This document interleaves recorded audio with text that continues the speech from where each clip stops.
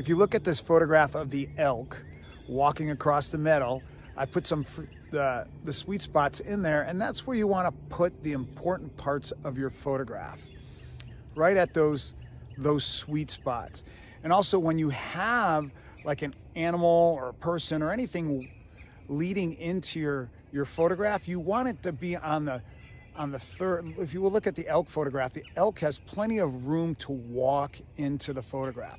He's not walking out of the photograph. Now here's another picture of Mount Moran in the Grand Tetons.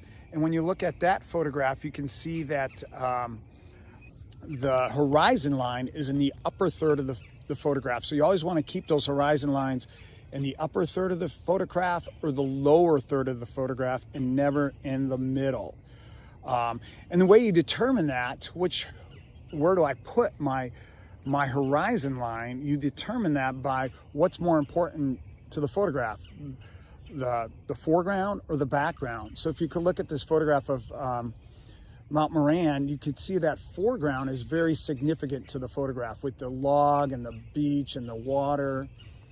But in this second picture of Mount Moran, you can see that it's the sky, the upper part, the background of the photograph, that is more important and more significant. So there we have the horizon line at the bottom third of the photograph.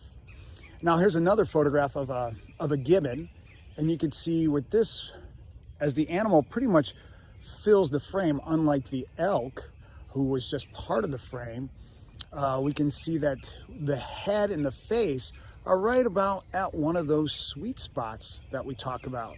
So that's how we use rule of thirds in this photograph. Now, rule of thirds is not something you're going to see in all your photographs.